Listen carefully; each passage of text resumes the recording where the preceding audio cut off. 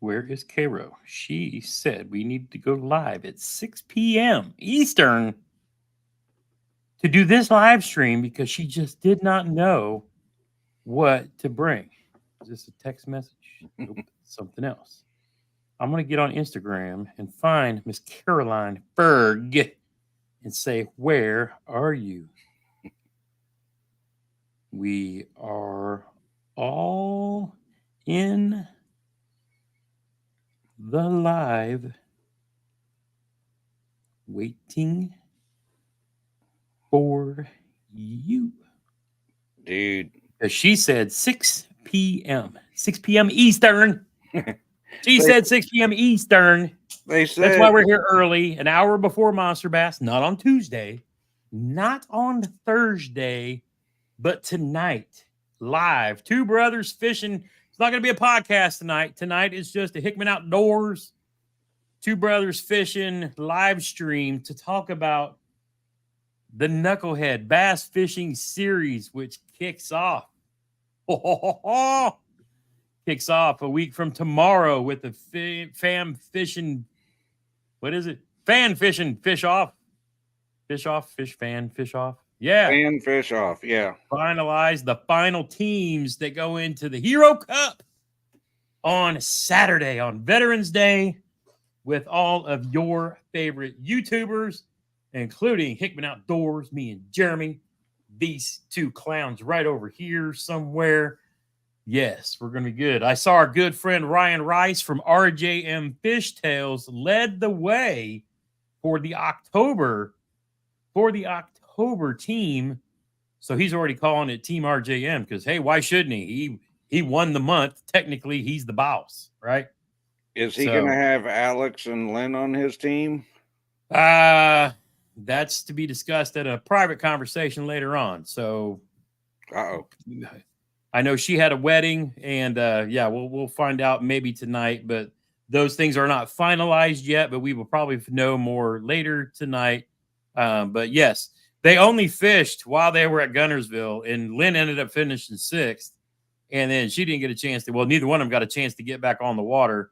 But Ryan went out and did everything he had to do to close out and jump on that last October team. Why does it seem like I have a dimple in my hat? I have a dimple in my Dobbins hat. Got my Lou's shirt on. Got my Dobbins hat because we know we got very specific combos. But we ain't be trying to do all Mr. Yeah, there we go. My head is not straight. There, yeah. Anywho, so we're not really going to get into tonight's subject until Miss Carolyn Berg joins the live stream because she specifically asked for this one. Now, so that we can discuss things that we need to bring to your first in-person tournament. Everybody's been fishing in the online tournaments, and some of y'all may not have been out, doing things on a in-person events. So she asked that Jeremy and I went through and make a checklist and stuff of things that you need to make sure you bring. And so we decided to expand the list a little bit because a lot of times we're going to, you're going to be traveling across state lines, and, different places have different rules, and there's things you got to think about. If you're a carrier of a pew-pew, you got to know what states you can go through and have to drive around. Make sure your state is in reciprocity. Yes, reciprocity with the states that you're going through and to.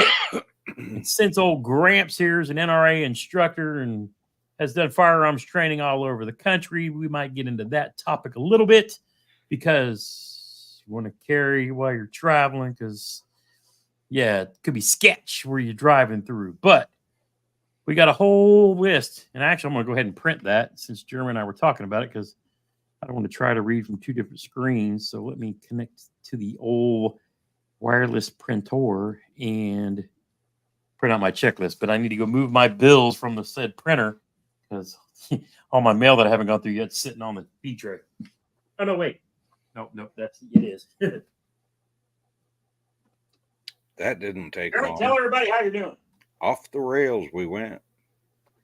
So, I'm doing good. I'm ready to go hit Gunnersville. Bro, I bet Carol's out there fishing right now. And she's like, oh my gosh, I'm supposed to be. Oh, there's a bite. That's kind of what I think's happening right here. Yeah. I sent her a message says we're all in the live. All waiting on her. Yep. Now, before we get to all that too, since Jeremy and I, we got to know our favorite B&B location because it's the only one we have down in Gunnersville now. Other than the hotel or the motel that we've stayed at several times when we were down visiting Chad, but we got hooked up with a really good B&B. It's right on the big peninsula that's right in the middle of the river, lake, Gunnersville, whatever you want to call it, and access to all the boat ramps and all the good stuff around it. Well, we got hooked up with a dude that runs that B&B, and now we're like on the VIP list. Don't ask us how we just stumble into it. Happens, it's just, Sly Fox wants to know, you don't have a CCW permit, but Ohio is a constitutional carry state, and I want to bring mine. Will I have any problems? Leave it home.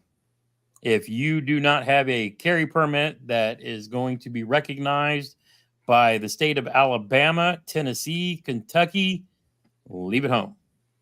That's why I tell people, even if you're a constitutional carry state, your state should also offer a concealed carry or permit to carry like we have here in Indiana. And that's what you need to be able to travel through the rest of these United States with the current laws the way they are to remain completely legal. So I'd say leave it home. You can look up Kentucky and Tennessee and Alabama and see what their rules are, but you subject yourself to all kinds of things if something were to happen and you had to defend yourself and you weren't legal to carry in that state. Now, there's a lot of folks that will let you empty the pew out and carry across state lines with ammo loaded in different vehicles. So in other words, if you were going, say, to Iowa from Ohio, you would go through Indiana and be fine. As soon as you hit Illinois, whole different world of problems. But yeah, so I encourage, and then if your state does not offer that, you can go and apply for a Florida non-resident concealed carry permit. Send in your paperwork, your permit, your proof of training, which the NRA basic pistol class would cover, and you can find an NRA instructor class anywhere in most states. A lot of times through the Boy Scouts, because when I went through my initial NRA training, it was at a Boy Scout camp through, I can't remember who it was, to get my NRA instructor's permit. But, just little things that you need to be aware of too. And then, now that we've moved more, not just fishing with Gramps, but we're Hickman Outdoors, I probably will start getting back into some videos that cover topics such as these a little more often, as long as I stay within YouTube's, guidelines, which I'm very well versed in what they were because they demonetized me a whole bunch of times before I switched over to fishing full time when COVID hit too. But yep, still waiting for Cairo. Yeah, it sounds like she's fishing, bro. Scott said he talked to her and she was still fishing. Oh man, because see, I told her if she wanted to get in the Friday Fan Fish Off, she could jump in to the challenge, for October, but it's November 1st, so that wouldn't do any good today. Right. Yeah, it's that challenge is now closed, and that team will now be finalized based on the final 6 or 7 contestants, from as I understand it.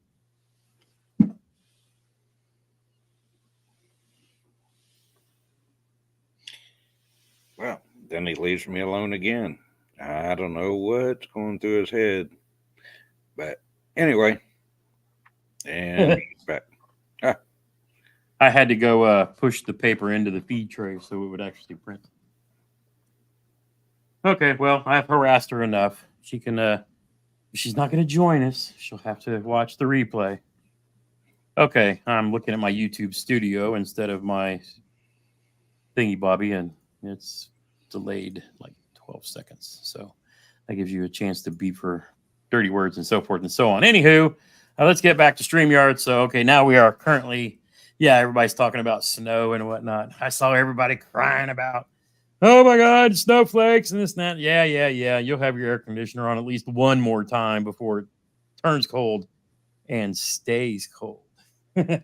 So for Caro, who's watching this on replay, since you weren't here when we went live for you, and all the other knuckleheads out there who've never been in a fishing tournament in person, you've learned most of the basics that you need to know up till now doing the online for Catch 22, which we know Caro's done before and had fish approved, so she's got the basic gist. And also for the Knucklehead Bass Fishing Series. So again, the point of tonight is for Jeremy and I to share our experiences of traveling around and fishing in actual kayak tournaments in person, so that you don't get yourself into a situation where maybe you didn't know. So the funny thing was, yesterday I had jotted some stuff and things down, and sent it to Jeremy and said, hey, look this over, and then start adding stuff so we make sure we don't forget anything. And the first one that he added to the list was the most obvious and the one that most people overlook every time, all the time. The first thing he put on here was what, Jeremy? Read the rules. Read the rules. Go back to the championship sign-up page where you were added to a team and read the rules. Make sure you understand the in and outs and everything that they say. Okay, so read, and we're not kidding, because I'm not gonna lie. There are people that get DQ'd every tournament because we fished and we did this and on that. You did it for an online tournament, but in person could be different. We might have check-in and check-out times, which, ask Matt, he learned the hard way last year. He forgot to check out. Did he forget to? No, he forgot to check in on day 2, didn't he? Yeah. He forgot to check in on day 2. And so the fish that he had that might have put him in the top 100 didn't count because he didn't check in.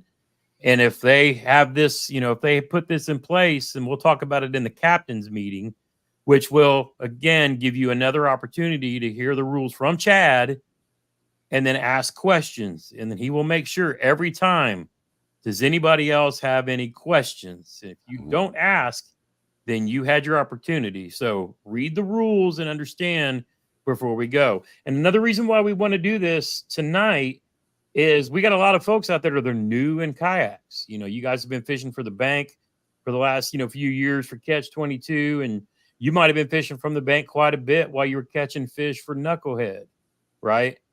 And you got a kayak now, and there's kayaks required. And that reminds me, Jeremy, I need to strap my second kayak on in case somebody needs to borrow a kayak while we're down there. So note for me, bring extra kayak. Extra kayak. And something else I need to add because I just thought of it too. Okay. So read the rules. Make sure you understand. How many people out there think that this is a 5-fish limit tournament? Nope. You are entering one bass at a time. It's your biggest bass. Each person. There she Look is. who finally shows up. There we go. Glad to see you here, Miss Caroline. Thank you for joining us on this, the member requested live stream. So Jeremy and I, we were just, ready to go pack up and get out of here. And we got some other guests lined up for down the road. But this week was just kind of packing and whatever. I was chatting with Kara on Instagram the other day, and she's like, we need a live. I got questions. I need to know what to bring. So again, the only thing you missed so far, read the rules. Make sure you understand what's going on. Because again, this is going to be new to a lot of folks. We've got some folks that are new to kayaks, and you're going to be in kayaks. And understand this: Gunnersville is a big lake, it's fed on a couple of different dams from the Tennessee River, I guess it is. So when you scout, if you're newer in a kayak, the winds could be treacherous. You do not want to be out on the main lake. And we'll talk about some safety things and this and that as we go too. But you do not want to be out on the main lake trying to paddle back across this if you're pretty new to kayaking and things like that too. So you're going to want to find coves. near boat ramps or, bridges, things like protected areas, and there's fish everywhere. So, I mean, really anywhere you put in on this lake, you're going to catch some fish. Okay. If you see some riprap, if you see something laying in the water, if you see some grass, again, your only goal here is to catch big fish. And if that starts with a dink, 12-inch minimum, and then a 16, and then a 17, and you end your day with an 18-inch fish, that's beautiful. If you get lucky, like sometimes we do, any cast, you can catch a 20-inch donk, or a 21, or 22, or in the case of Lake Gunnersville, a 23, or even like a 24. Right? So it can happen anytime, any place. It happened to me and Jeremy. I mean, I caught a 19 on the first day, a 20 and a half on the second day, and a 19 on the second day. Jeremy weeded through the dinks for 2 days, and then it caught a donkey at the last half of the day. So, I mean, any cast could be your big fish. But again, for those of you new to kayaking,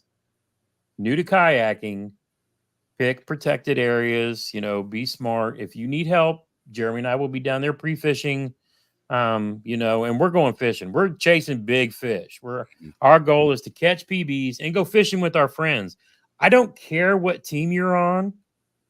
If you want to go fish Wednesday, Thursday, or Friday, hit us up. Get on the water with us. We are literally there to fish with our Fishin Fam everywhere. And if you don't know where to go, we'll help you find places. It's sure we want to catch big fish on Saturday, on Veterans Day. But again, if you're uncomfortable or you're just going to go have fun, come find us. If you want to, and I'm going to throw this out there too. We're in a house in the middle of Gunnersville proper. It's on a big peninsula. Shoot me a message on Instagram and I'll tell you the address of where we're staying and come hang out with us, Tuesday night, Thursday night. Well, we're driving down Tuesday. Well, we should be there Tuesday night, Thursday night, Friday night. We'll be hanging around at Ditto Landing and stuff as well, here and there as Chad has events. But, we're gonna be hanging out too. So we want the Fishin Fam to come see us. And again, Sly Fox, Daniel, everybody who's in this chat right now, come hang out with us. And again, Tuesday, Wednesday, Thursday, Friday, let's hit the water together. Jeremy and I are going to be spot checking some stuff, but I think we both pretty know what we're going to do during the tournament. But our number one priority is to meet you guys and to have a blast. And if we catch a donkey while we're doing it, so much the better. And if you're with us and you catch a donkey, that's what I want to see. That's why I'm bringing the cameras. And I want all of you in this video that we'll put together when we get back. But this event, and this is all about various channels meeting the folks that that have been in their live streams and watching their videos. So you get to see the Burley Boys and Bearded Dad and Chad and Fluke Master and Wendell Fishing and everybody that's coming out, right? And it's going to be too, because, Casey Reed, Old Town Pro staffer who, was in the 10 and all, he's going to be there on one of the teams, so it's going to be awesome. I mean, this is really, really going to be fun. But competition aside, yeah, it's cool and everything, but we want to get on the water and fish with you guys. Yeah. So, if we go around and find different coves and stuff, then let's do that. We're not going to run off and leave you. We're just going to go fish. That's the whole point. Oh, yeah. Jeremy and I'll be live streaming probably every night. The only reason we didn't last time is when I got down there, the power adapter on my laptop got crushed somehow, and I didn't have any juice for my laptop.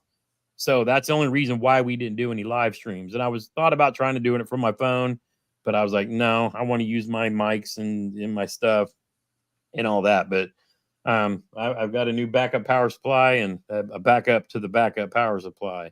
But yes, the goal is to meet every single one of you and, get pictures together, get you guys in the videos and have a good time. And, it's just one of those things.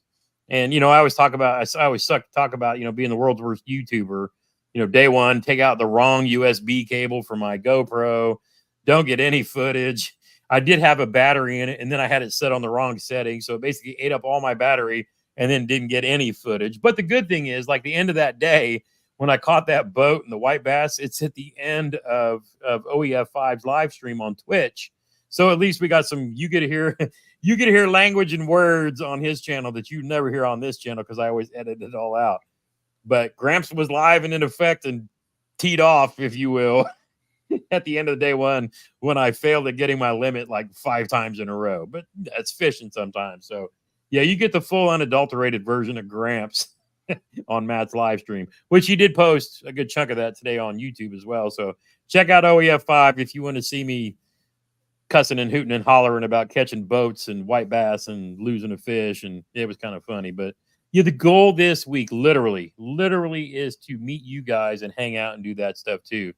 And Brandon, again, I will have an extra catch board. But yeah, so enough that said. So now that we got Caroline here, let's get kind of going through the list. Now, a lot of these will be the obvious, but we're going to say it anyway. And then I'm going to take this and I'm going to cut and paste it after this live stream over. And I'm going to drop it down in the description below. And I will probably add stuff to this. And if you're watching this, and you think, oh, if I got to go, I'll catch a podcast version of this later. I'm not throwing this on the podcast. I'll put it on the podcast for Hickman Outdoors, so it shows up on YouTube Music.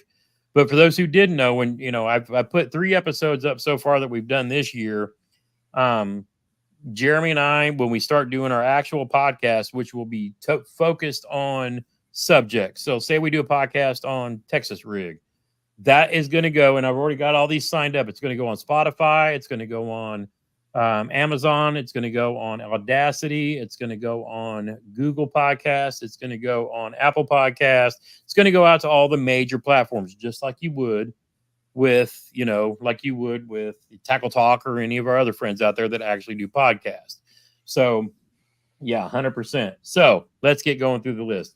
Now, the first one, I'm going to kind of lump these all together because it's your basics, your rods, reels, tackle, baits, crates, rod holders. Don't try to pack every single bait you own on your kayak, especially for you new kayak anglers. They're probably weight rated. You're going to be carrying around a whole bunch of crap that you don't need.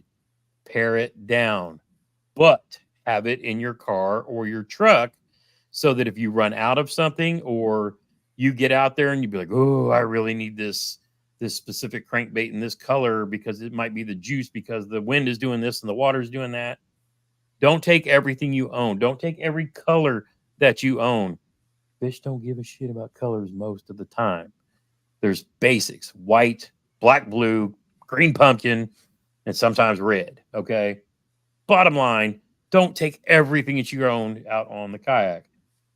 But you're going to have some time to pre-fish if you get out there the day or two before, figure out what works, and then those are your staples that you're going to take on the kayak with you. Your phone, must have, because you have to be able to take pictures of your fish and upload them. So make sure you have a phone with a tether. If you don't have a tether, make one up with some paracord, duct tape. I don't care. Don't get in your kayak with your phone without having it tethered to your body or your kayak somehow, or your whole tournament day is just. So on your phone, make sure you have Fishing Chaos. You guys all know that because you've used it for Catch 22 and Knucklehead, right? Then make sure you don't leave your phone charger at home on your nightstand, because you get down there and you'll be like, oh crap, I left my phone charger sitting on my nightstand and I don't have a way to charge my phone at night while we're down here for the weekend. All right. So again, basics. Now, this stuff might seem like the most obvious, but we'll put this shit on the list because there's a reason, because it's happened to all of us. Yes. Make sure you have and wear your PFD. Bar none. The fastest way to get DQ'd is to hop into that kayak, throw that thing in the back like you do at home, and then launch from the ramp. Your day is over. Safety, safety, safety. I don't care if you're a world-class swimmer, right? Because I can get a world-class swimmer to come on this live stream and tell you when he was at the Bassmaster Classic last year in his kayak and got thrown out of his kayak because he got hit by a wave from a passing boat and a stump at the same time, and the water was cold. You know what I'm saying? And it stunned him. And if not for one of the pros, and I'm still going to get him on the live stream to come tell this story someday. If it wasn't for one of the pros that were practicing for their classic the next day, who knows what happened to him? Wear your PFD. When I mean wear it, I don't mean have it on. I mean have it zipped up, snapped, and deployed. Okay. It doesn't matter if you want to wear one of the big ones like Jeremy and I wear, or the ones that inflate and so forth. If you fall in the water and your PFD inflates and you do the thing to deflate it and you keep fishing with that on, DQ. It has to be operational. Okay. And I'm not saying this stuff just to be a pain in the ass. It's real. You know, the issues are real, and we lose people every year because, and especially in kayaks, because they didn't have a PFD. They got in a current that was too much, or they got capsized. Something happened. Wear your PFD. You have any questions? Let us know. Wear it. You want to have your catch board, not a hog trough, not one of those fold out monster bass boxes with the numbers in it, the mystery tackle box sheet. Catch board. It can be the plastic one. It can be the metal one. Jeremy and I both travel with spare catch boards. If you need one, find us. Brandon, I got one for you if you need it. I will probably send it home with you. Nah, it's not a plastic one. I'd rather you like the paddle board. So having a carbonite catch lightweight one that you can probably spray some foam in and drag it around behind your paddle board, probably best. If you don't have a catch board and you want to order one, go to Catch. I think it's catchusa.com. Gramps 10 will save you 10% off of the carbonite. Well, save it on any of them, but the carbonite one's nice, lightweight, easy. If you want one of the fancy Freedom Squad boards, you know, like Jeremy and I and Matt like to rock, you know, because we love Merca and we you know, that's how we roll. You know, you can get you one of these fancy ones, but realistically, I tell most people the carbonite, it's easy. It doesn't get real hot in the summertime. Doesn't get real cold in the winter. You know, something like that, right? The carbonite's a great board. I use that most of the time, realistically, most of the time. But when we're having Freedom Squad events or I'm going to a big tournament, yeah, we take the Freedom Squad boards because those are our favorite ones. You know what I mean? So make sure you go that route. Your paddle. It may seem simple. It may seem stupid. Well, Gramps, I got an autopilot with a battery that'll run all day long. Until you hit a, you know, rock or something that breaks your motor and you got to pop it up, or your lithium batteries in your remote control run out and you're stranded. Make sure you have your paddle. It can be a Walmart paddle that costs you $23. It could be a one oar. I've seen people do that with, you know, like there's pros I know that do that. They have like an oar that they put on their kayak because they don't want to spend the money on a big one. And I'm like, I'm not paddling this autopilot back with a stick. I want a paddle that's going to at least get me there at some point in time. And, you know, some people will say that what, you know, size catch boards, 26 or 32. You live down in Florida, Texas, California. You got monsters where there's a possibility one over 26. You probably want the bigger one. You know what I'm saying? But to be realistically, if I filled up my board, my dream has come true. Okay. All right. So paddle. All right. Next, lights. If you're launching, and we will be probably before daylight, you need a light. So that means a headlamp, you know, one of the little jobbers from Walmart. It doesn't have to be a 360 light, just something if you looked around, you know, some people say I can hold up my phone, but you need a light, at least until the sun is up, until what they consider sunrise. Now, if you're motorized like I am, you have to have navigation lights, which is red and green. Okay. Red and green up front, just like a real boat, because in the eyes of the law, we're a boat. And then you need a headlamp or a 360 light. So a lot of times you'll see, you know, those of us who do this quite often with the tournament flags from Yak Attack that fold up, or even some of them are just on poles, and then they'll attach like a dome light, flashlight on top. but make sure you have a headlamp. And then I always carry a backup. I mean, Jeremy will tell you, I keep 2 headlamps I keep emergency bag in my crate with just like spare stuff, which we'll talk about here in a minute. But you want to make sure you have a headlamp or a tournament 360 light. Okay. You don't want to get down there and then try to run into Walmart because you forgot a lot of this stuff. Because everybody's going to forget stuff. They're going to run to Walmart and probably going to be out of it. So try to make your list this weekend. This weekend is when you should be doing the bulk of your preparation to go. Get it all together. If you're going to put new line on, do it now. Do all of this stuff before you leave your house. Yep. Okay. Because there's a lot of people that get in there. Oh, I'm going to pre-fish and do all this and that. When you get done and when you get down there, you're going to go pre-fish. You might be hanging out with the bros until, whatever. Some folks might be, drinking and barbecuing and hooting and hollering. So far to be sleeping. You don't want to be trying to jack with all this stuff while you're down there pre-fishing and preparing for your actual tournament. You know what I'm saying? Do all of this stuff before you leave. If there's a bait you got to have, get them all ordered now. Yep. Or do like Jeremy and I do and stop at American Legacy on the way down. And then, last minute shopping. And if there's anybody that needs anything, if you need a rod or a reel or whatever, hit me up before we leave next Tuesday. And I will swing by American Legacy, pick it up and bring it down for you. Okay. If you're something that you just have to have, let me know. Again, shoot me a message on Instagram or shoot me an email at fishinwithgramps@gmail.com. And we'll do that too. Okay. Okay, bro. I have to have a finesse system, one of those skipping reels. And what rod do you recommend? You're buying, right?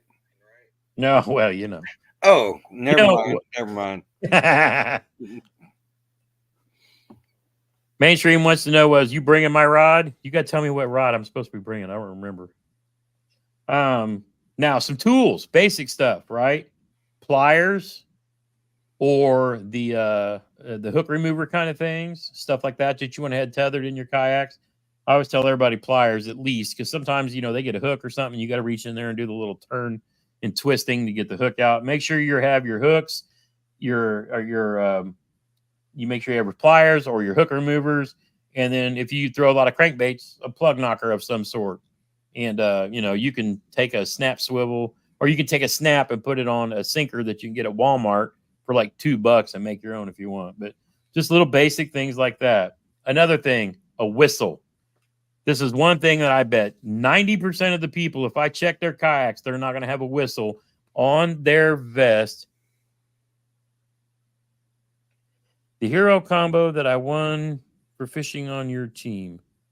No, that should come straight from Tom at Lou's. Yeah, if you haven't, I forgot all about that. Shoot me an email and I'll make sure that we can. Yeah, I bet Tom got caught up with the end of the season and probably forgot about it. But yeah, that will come straight from Tom Brewbreaker at Lou's, not me. Because, they don't send it to me. They ship it straight from there. But again, a whistle. Make sure you have one in your yak, your crate, on your vest is always a good spot. I keep a couple. I've got one that looks like an orange referee's whistle, and I keep that as a spare. And then if you watch my videos, a lot of the time you'll see like a little one that's kind of flat that I keep on my vest. So if I go into the water, I can call for help. But you definitely want to have a whistle, because if you're cold and the water's in the 40s or something, then you want something. You don't want to be trying to yell, because breath is going to be hard to find. You know what I'm saying? All right, next up, and these are under the must-have list. Your tournament tag. If you don't have the 10 tournament tag like Jeremy and I and a lot of people use, you'll want the KBF paper tags, which Chad should have at the event just in case. Make sure you bring a couple of Sharpies and put them in your life vest, your crate, a boat. You're going to write down the code for the day, and you want to make sure you're able to do that. Next category, nourishment and rehydration. In other words, your snacks. Okay. I am notorious. And you would think for a fat guy, this would never be a thing. But honestly, when we're on the water, Jeremy eats and drinks more than I do. When I make that first cast, it seems like I forget that I put a Gatorade, a bottle of water, packets of zero sugar, Gatorade, Cliff Bars, your stuff. Until line's out, I completely forget about it. I do not take a break for nothing in a tournament. And it's like I forget. And I think that's the only time in my life that I forget to eat. Because I will eat, my Greek yogurt or whatever in the morning before I get there. I try to avoid coffee because for those of you who are coffee drinkers, if you start chugging coffee about 4:30 in the morning and lines in is about 6:30 or 7 o'clock, what do you got to do about 8:30? You got to find the bank. And that leads me to my next one. Toilet paper, dude wipes. Make sure you have them. Know where the beach is. Don't pull off and poop in somebody's yard. Guntersville is a lot of shoreline that is residential or button up to a street or, riprap, stuff like that. And you're pre-fishing, make sure you find a little section that's got some woods because you're probably going to need it. Now, most dudes will stand up and pee off the side of the kayak if that's what you do. But ladies, you're going to need to find some woods, or make sure your boat ramp has a toilet on it. These are things to be scouting for. And as much as we laugh and joke, you gotta plan for it. We always recommend quick dry pants. I don't fish in jeans because, again, if you go in the water, and if you haven't done it yet, you probably will sooner or later. But you want lightweight material pants that are going to dry pretty quick. Jeremy and I are big fan of the Wrangler outdoor. I can't remember what they call it, but you can get them at Walmart for like 20 some bucks. They're very durable. They got stretchy for fat guys, but they dry fast. And we can't recommend another type of pants better. But jeans, if you get out there in jeans and they get wet, you will stay cold. You will stay heavy, which you really don't want to be in the water. You want something that's going to protect you from the sun and the cold, but also be, so if you need to layer up, don't put on cotton long johns. Find some, like the spandex kind of like runner's pants, things like that. Layer that way. And we also recommend that when it comes to t-shirts, make sure they're like the dry fit, the fishing hoodies that you find in a lot of places that are lightweight material, but they will also dry fast. You know what I'm saying? Your sun hoodies, things like that. Now, to be said, it's going to be, it could be cold in the morning. There was one morning we got out there and then we started out like in the 30s. So you want to kind of layer up. Jeremy's got a heated jacket and things like that too. But that jacket is made for the outdoors. So if it got wet, it won't, send him into cardiac shock. It's made for outdoor use, things like that. But these are things you got to think of that you may not have experienced yet by fishing in online derbs. A lot of times early in the year when we start our first tournaments around here, it's April and, you get on the water and it's, 38, 39 degrees. It might warm up to 50 during the day. But these are things you got to plan for. To go with that, you want a pair of lightweight gloves, maybe I won't say a heavy hat, but stocking caps, things like that, stuff to protect your ears and things like that as well. Because if the wind picks up, which it could, you just be prepared for the weather because it's fall. I mean, we know this. Next year, Knucklehead will be centered around Columbus Day, and that week will be the week before of the week before the KBF championships that are going on, and then Veterans Day will be more or less cut out for a veterans kind of activity, fish camp thing.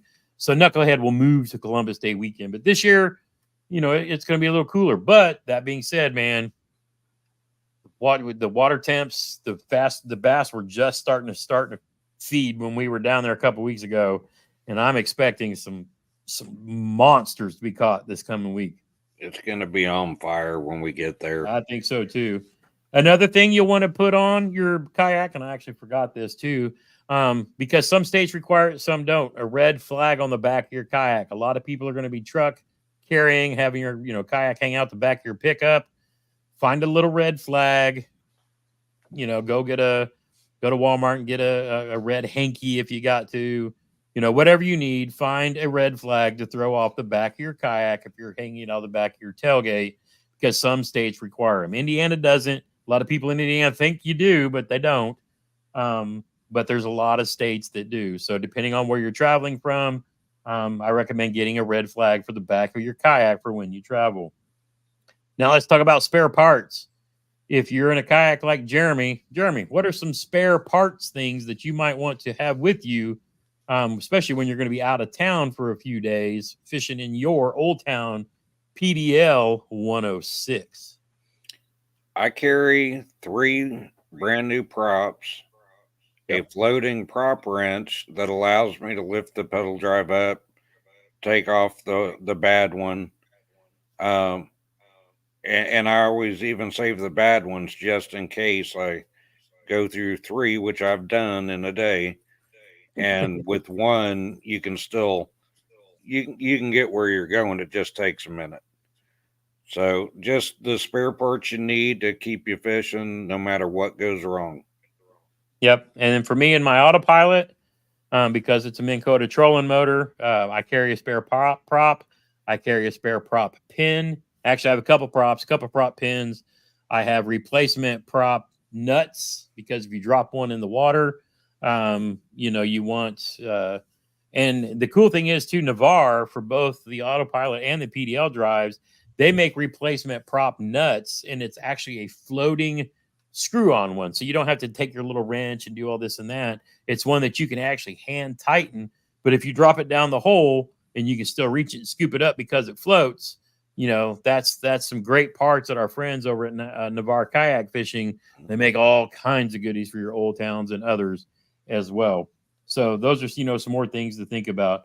If you need hand warmers because it's going to be cold, something else to think about. A lot of hunters have kind of, advantage in some of this too, because, if they're out chasing deer or ducks or things like that, they're used to being out where it's wet and cold and things like that too. So you want to keep your butt, you want to keep your core, warm, and you want to keep a hat to keep the, heat on your head, because those are some of the biggest places they do. You don't want to be out here in Crocs. If that's what you have, you know what I'm saying?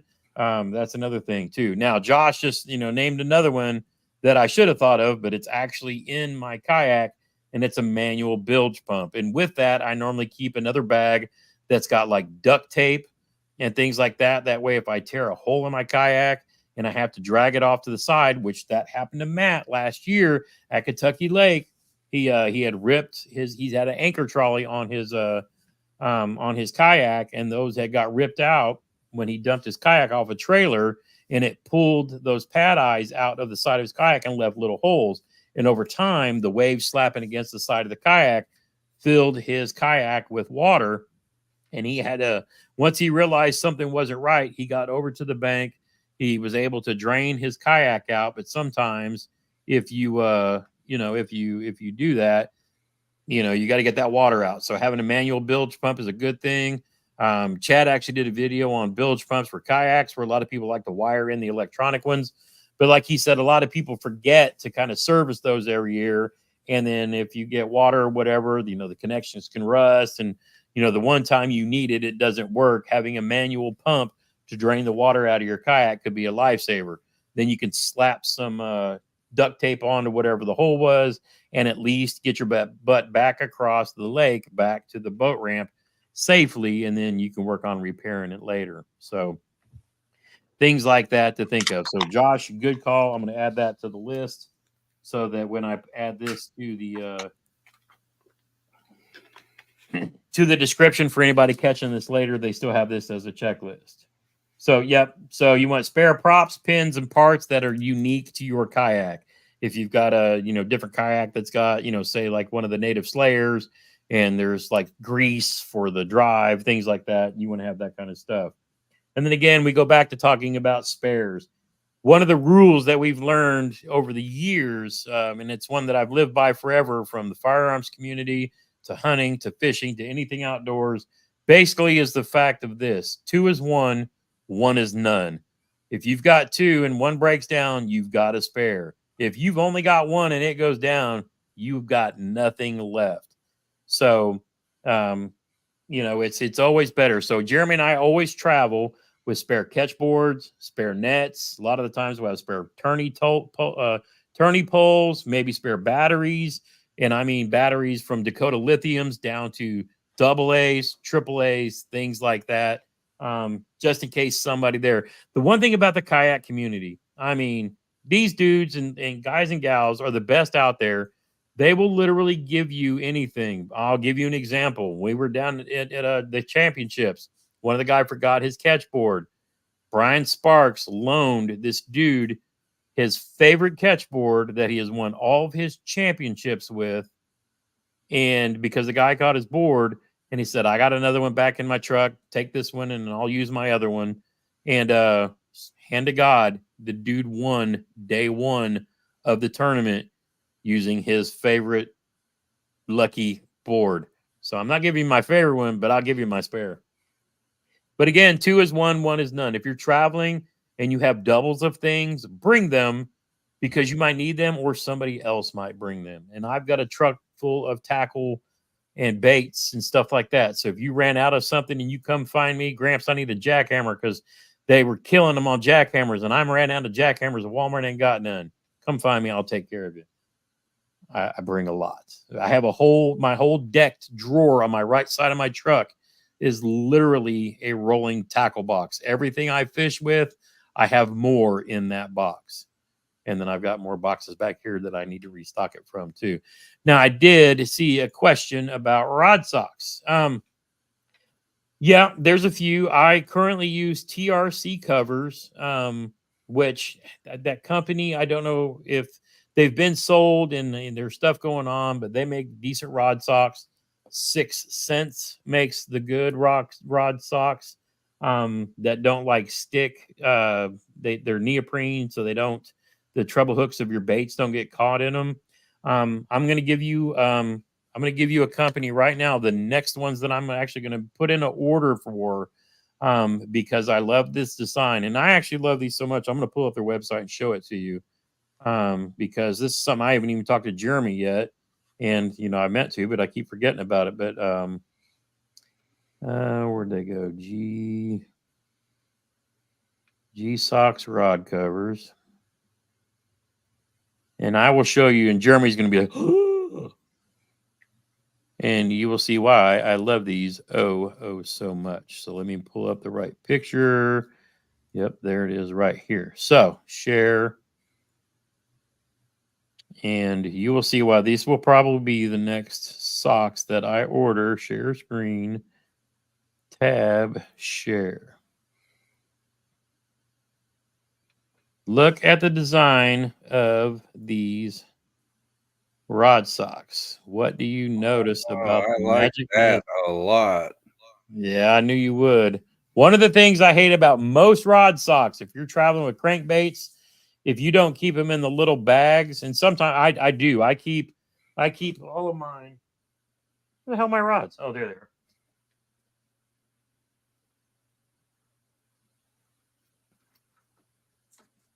And I'm going to show you exactly why I'm going to go away from this. Is literally because of this. So let me try not to break my rod tips. So let me get rid of that screen real fast, and then we'll come back to it. Here's my problem with my current solution, right? Here's my jackhammer rod. Here is my crankbait rod. And my crankbait has decided to find its way out of my bait sack. Right? And then there's my treble hooks. There's my treble hooks right here hanging out, right? Ready to stick me and my baits and the rest of these rod covers. So you see how this is not the perfect solution. But if you look at these G socks, they have plastic tubes that come down from that material and cover your baits. So if you look over here, no more tangled mess. If you look at them over here. So I'm actually going to order these, and they actually cover the baits with that plastic tube, right?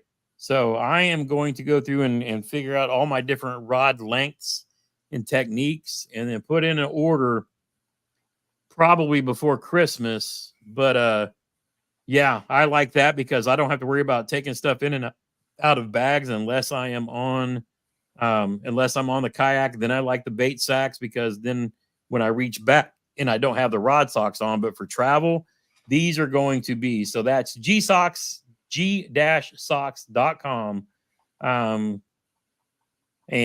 Yeah, they look like they've got some good stuff. And it looks like they got a sale going on, a 3-pack for $45. So that to me looks like a solution that I need in my life. That is for sure. Let me move us back up here.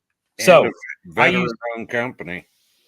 Yeah, veteran-owned company. So Gramps and Jeremy will probably be getting their hands on some of those. Yeah. Because I really like that, especially for traveling and stuff like that too. Jeremy carries his rods in the front of his truck. I carry mine in a rod box on my trailer. And I want to be I want to be more efficient in and out, when the time comes. And Sly Fox says he'll take the old TSC covers off of my hands. I'll definitely hook you up when I swap all those out, bro. 100%. You can bet that's for show. So that's something that I've noticed. And I think, I can't remember who I saw them from, but I actually bookmarked that. And it's one of those things that I've had on my list of video stuff I want to make videos on, since you all have probably noticed I haven't made a video in a month, except for a couple of shorts and some live streams. We'll get back to that when we get back to Knucklehead, because I got lots to do before the end of the year. But yeah, so those are for the rod socks. So now let's get back to the list. And this one I call the should haves. If you've got electronics on your boat, Sly Fox, no, bruh. Sorry.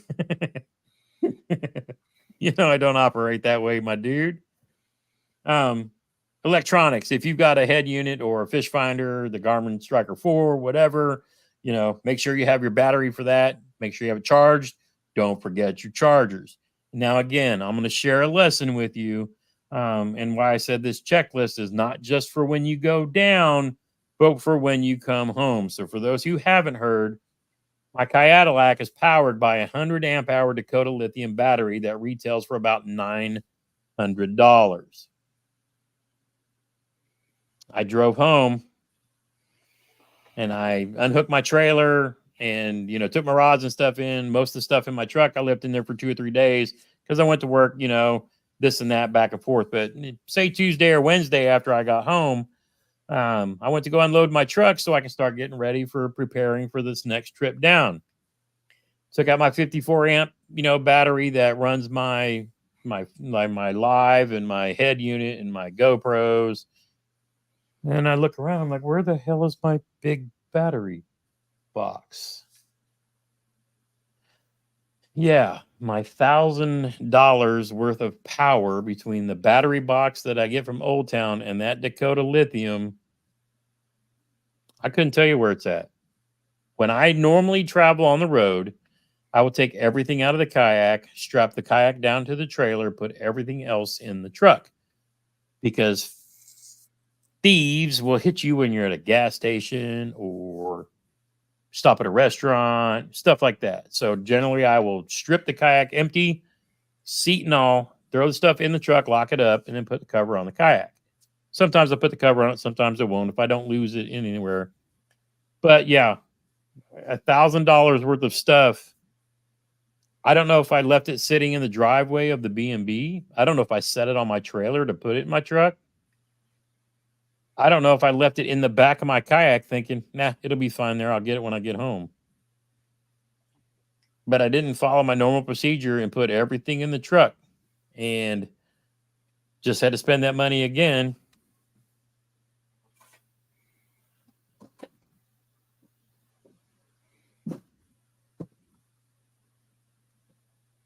To go pick up a new Dakota lithium 100 amp hour battery.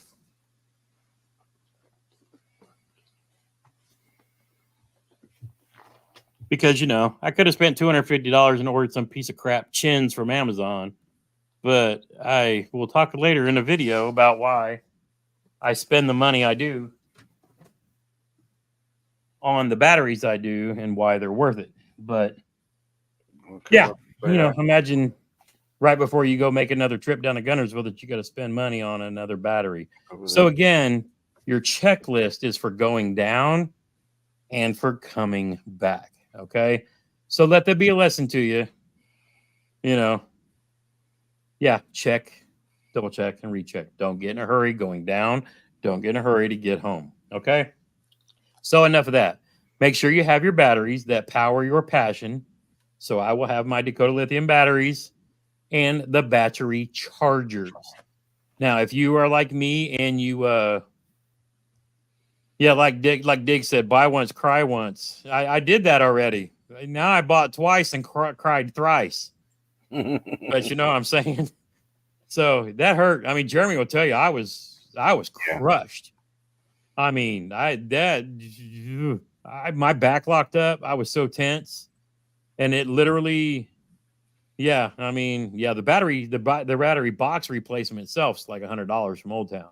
And that's a special one that's wired with the plug, and that should be delivered tomorrow. But yeah, so again, lesson learned, don't be in a hurry going or coming back, okay? But again, this is what you want to make sure, especially if you're staying at B&B, hotels, whatever, make sure you have your batteries and your battery chargers. And if you need an extension cord, because the B&B that we stay at, we run extension cords out to, charging our stuff. And, even sometimes you might need a little power strip in case you're doing more than one. Again, yeah, put your name or number on it. And the good thing was, the guy that we had the B&B from, he went out, he was out of town when we left. And of course, like I said, it was 3 or 4 days before I realized it was even gone. So I could have left it sitting in his driveway. If I would have noticed it, I could have called him. He could have went the next day. But, somebody could have walked by and saw it. I mean, for all I know, it's laying in somebody's driveway somewhere because, who knows. But again, I digress. Your checklist is for going and for coming back. Again, a lot of you guys have been doing online tournaments, haven't been on the road yet. That's why we're sharing this kind of stuff. A net. I recommend everybody gets a net. If you don't have a net, I'll have a spare. But for me, if you haven't seen my video of the compilation of I don't know how many people losing fish off of their boards, and it's happened to me and Jeremy, which is why we carry nets. You want to have a net to the left of your catch board, because remember, we're fishing for the biggest bass you can catch. We're going to be on a lake where you can go catch your PB. Now, if you're John Long, it probably won't happen because John and Liz are used to catching donkeys. But if you're one of us that live up north and you're coming south to the land of giants, you do not want that fish jumping off your board before you get a picture of it, okay? So I suggest, have a net. There's several different kinds. Go back and watch the video I've done on various nets. I think I pretty much cover every modern net out there that's known to man because I buy them all and I try them all. My favorite right now is the Freybill, the red one from XO, whoever the hell, another good one. And then Yak Attack also makes good landing nets, which if you're, if you got weaker arms and things like that, the landing net's really nice too. You know what I'm saying? So, definitely carry a net. Next thing, a dog leash or fish grips. It's always a good idea. And Jeremy and I have a routine, and Jeremy doesn't always do it, but I do. Because Jeremy just wants to get that damn fish on the board and get the picture taken. Well, and with my arm, I'm not as, yeah, you get the death grip and you ain't letting go. But my routine is I will catch the fish, I will get it out of the net, I will get the bait out of the fish's mouth, and I will put it on fish grips that are tethered to my kayak or a dog leash. And again, I've done videos and all this stuff if you don't know what those are.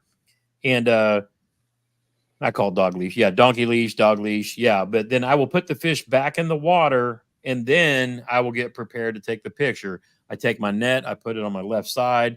I put my board down into the net. I make sure my tourney tag is shown. I get my camera and put it on photo mode. Make sure you're in 9:16 versus your 1:1 dimensions for your Instagram posts. You want to make sure you have everything laid out and ready. Then get the fish out of the water, put it on the board, facing the left with the mouth closed against the fence. get your tail down, stuff you guys have done so far, things like that, right? Get everything ready, then take your picture. If you don't do this and your phone offers it, it's always something good to use. I use voice commands when I do mine. That way I'm not sitting here trying to hold a fish, push and tapping stuff on the screen with wet fingers and this and that. I'll just go shoot, and my phone will take pictures, right? And then I'll look and make sure they're good. And then if it's close and I think I might be able to get more out of it, I'll put the fish back on the board. And then a lot of times I'll put the fish back on the fish grips, put it back in the water, and then I'll look and make sure I have got a good picture. Okay. So those are other nice things to have, but highly recommend. Next up, tournament flags. They're great for visibility. Again, not required, but there's a lot of boaters out there that run around, things like that too. And like Sly Fox said, the being on the dog leash, donkey leash, it helps the fish kind of calm down a little bit. Smallies don't really calm down. They try to get away every time. They're hooting and hollering and they just want to be anywhere else. But, stuff like that too. So, but tournament flags are very handy. Plus, a lot of us use them for the 360 light as well to meet that requirement. A kayak cushion, again, not required, but hey, if you're going to be in a kayak all day long, even as comfortable as seats as we have in the old towns, you can't beat a good kayak cushion. Can't beat a good kayak cushion. I can't remember if I have a discount code with him or not, but I'm going to have that dude on the live stream this winter. We actually were talking about that again the other day. I got all kinds of guest line coming up. We got Drew Gregory going to come on and talk about his new adventure series coming up. We're going to have the guys from Kayak Cushion. We're going to have the guy who won the Angler of the Year for KBF come on, another Old Town Pro staffer. And then we're going to have Mr. Garrett, who was the Challenge Series champion this year, catches tanks, and he's in Catch 22 as well. So we're going to have some cool guests coming on here, talk about their experiences at Gunnersville and other places between now and Christmas as well. And then a first aid kit. It's always a good idea to have something where you've got some Tylenol, some Band-Aids. Dudes and gals, we fish with stuff with hooks and get stabbed by fish with shiny, spiny, stabby things, So there's always a good, keep a little bit of Neosporin or, just a little kit of stuff. It's always a good idea. A little antiseptic. And I'm not talking about like drinks for medicinal purposes. You want a good first aid kit just because. And I actually keep a full first aid kit to include tourniquet, wraps, gunshot bandages, because you just never know, But I carry that stuff with me in my kayaks, my trucks, motorcycles, boats, cars. Caro says, yay, I may catch smallies. Caro, if you want to go smallie chasing with me on Wednesday, probably, I'm going to go chase some smallies. So, yes, there are smallies there, and I'm definitely going to be trying to catch some smallies for the KBF River Series that's currently going on, because I need to put some smallies on the board. And somebody caught a 22-inch smallmouth when we were there a couple weeks ago. It was on the boards. Then other things that are nice to haves. Jeremy and I are big fans of the NRS boots. That's something that's always nice to have. They have the taller ones. They have the shorter ones. There's Mr. RJM Fishtails. Welcome, bro. We're just talking to the folks who are going to the tournament, that this is their first in-person tournament they've ever been to. So we're kind of going through the checklist of stuff and things that they should have with them. Another nice to have thing, especially when you're traveling, bring your lawn chairs, because if you want to come hang out with us, we're going to be hooting and hollering and probably starting fires, and we're going to be sitting in our lawn chairs, probably smoking stogie. Jeremy will be smoking a token, and there might even be some mixed drinks, things like that. But again, bring a lawn chair, be prepared to hang out and BS and talk. The first time we went down to Chad's for Veterans Day weekend, we sat around and talked for hours. So be prepared to do so. Bring your favorite beverage, be it water, tea, Coke Zero, Mountain Dew Zero. Those are all my favorite things. But bring bring your chairs because we like to sit outside and hang out, and we have a big backyard, which we used the driveway last time, but I We'll use the anticipate backyard this time. I think with an event of this size, we're going to be in the backyard quite a bit. There's a little fire pit out there. Yep. So we'll bring some firewood and stuff like that too. Try not to burn the woods down, but it's going to be good. And then the obvious stuff: your clothes, your toiletries, towels, depending on whether you're staying in a hotel, B&B, stuff like that too. But again, stuff you don't want to forget. And then for those of you who are going to bring your cameras, your GoPros, make sure you bring spare batteries, chargers for all of your laptops and tablets and other gizmos that you'd like to travel with. But again, we just kind of wanted to go through of all the things that you need tournament wise, and then stuff that makes it nice to have, and and stuff like that too. So I'm sure Jeremy and I are going to be bringing some stuff for giveaways, and stuff like that, stuff that YouTubers do, because we can't have an event without giveaways, right? So yeah, we'll put together some stuff like that along the way as well. But yeah, the whole point. And again, I was playing with Ryan at RJM Fishtails earlier today about teams this and that, and whatever. We're gonna go catch big fish too, but the point for us is the boondoggle, the big gathering of all of the peoples, so that we can all meet each other for the first time. And yeah, y'all probably need name tags because y'all know what we look like, but we don't know what y'all look like. Now I know what Liz looks like. I know what Caroline looks like. We know Brendan and other folks that have been on the show. We've met Sly Fox, and all that. But it's going to be a cool, big gathering. And again, if you want to come hang out with us, hit me up on IG or Instagram, and I'll send you the address of where we're going to be staying. And then, we'll be hanging out each evening. And I'm sure there'll be stuff at Ditto Landing, this and that. We'll figure all that out while we're there for KBF and all that. But again, the whole point of this event was to be able to hang out and fish with you guys, our Fishin Fam that are taking the time to come down there. So that's really the goal. JT said I suck today. I did. You did a good job kicking ass winning the month. That was really good, dude. But no, I mean, like and like he said, we were going back and forth. But like he said, our goal is to go down there and catch PBs, so we have a story to tell. 100%. Whatever your PB is, our goal is to help you break that as well. And again, if you're just doing the fam fish off, you're just coming to fish for fun, you're just coming to hang out, you better get a hold of me and Jeremy, because we will take you out with us. There's plenty of water at Gunnersville. We're not hiding anything. We'll put you in protected areas if you're newer to kayaking and you want to get your feet wet, so to speak. Jeremy will point you in a direction and say, go back there and fish, and you will catch fish. 100%. If Liz catches her PB, then something's wrong, because she has all of our PBs about every other time she goes out.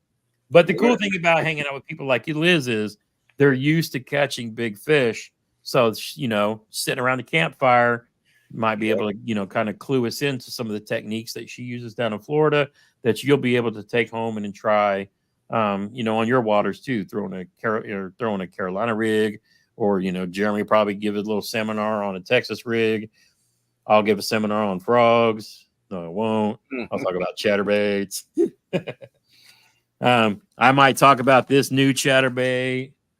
I might even give one away. Yeah, but we'll see. You know what I'm saying? But it's gonna be a good time. It's really gonna be a good time, and I can't wait. I know Jeremy can't wait. I'm ready to go right now. I've been packed. Rods are ready.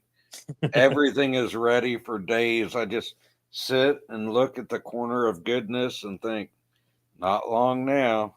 Yeah.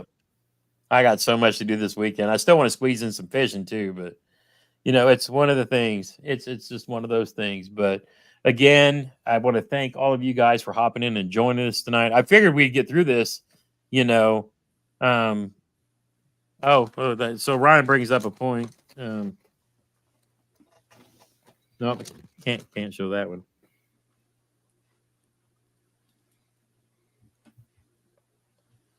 Yeah, where'd it go? I had a box. Oh, here we go.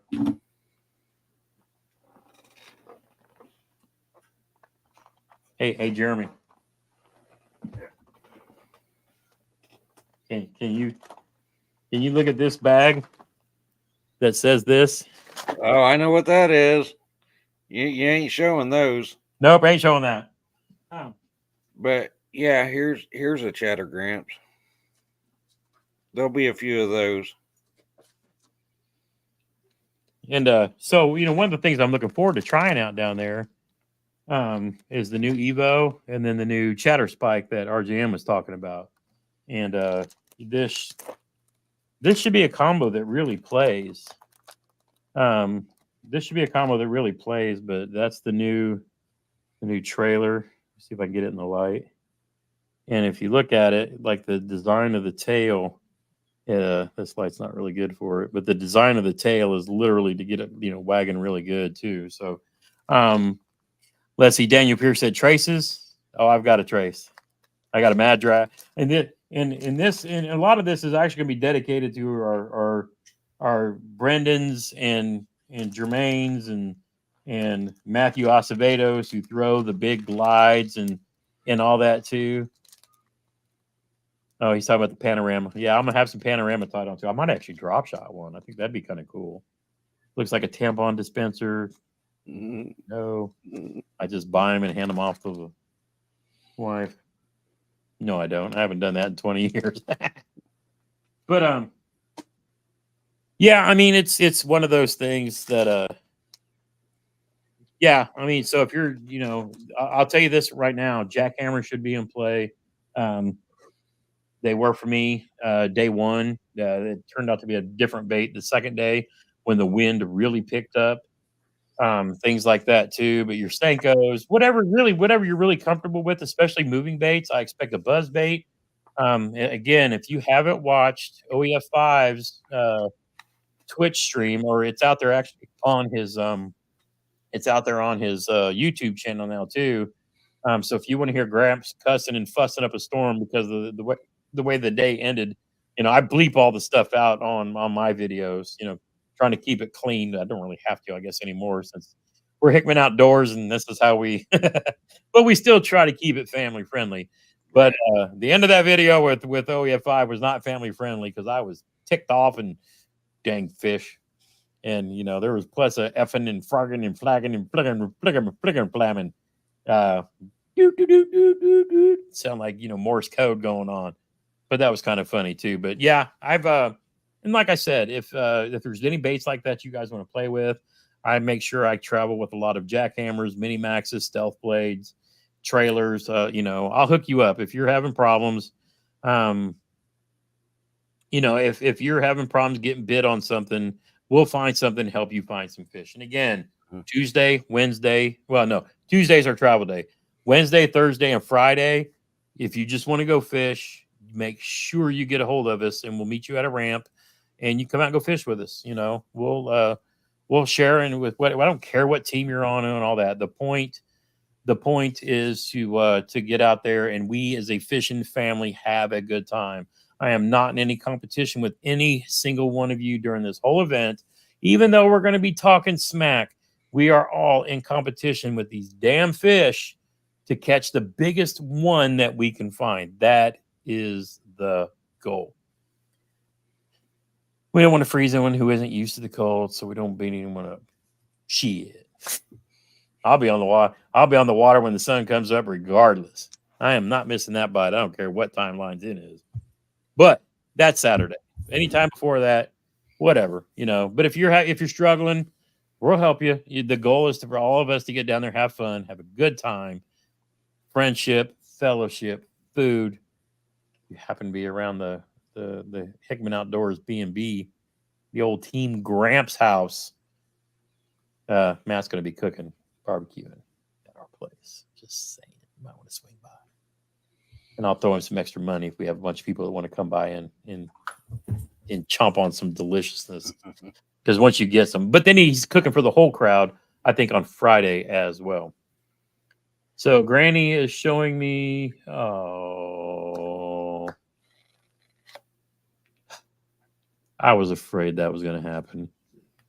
So, for those of you who are Indiana Hoosier fans, Bob Knight's birthday was the other day. He turned 83, and today he passed away.